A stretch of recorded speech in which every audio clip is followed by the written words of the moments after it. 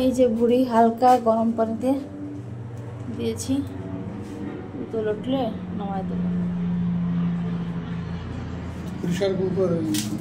হ্যাঁ, তুমি আমার তেল একটু রোদ্রে দিয়ে আসো, তেলটা একটু রোদ্রে দিয়ে আসো, এগুলো নারকেল তেল।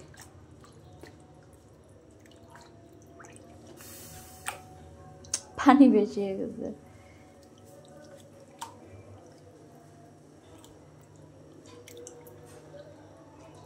গরম পানিতে একবার ধুয়ে উঠোই, বেশি গরম করলে আবার সেদ্ধ হয়ে যাবে না।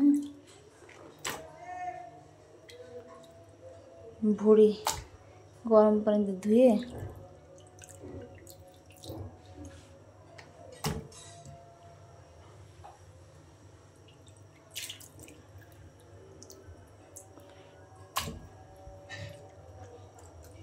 এটা হচ্ছে পুরো শুধু মানে সলিড ভুড়ি, নাড়ি ভুড়িটা আনি নাই, ওটা আমরা খাই না, আমরা কিনে নিয়ে আসলাম সলিড ভুড়ি।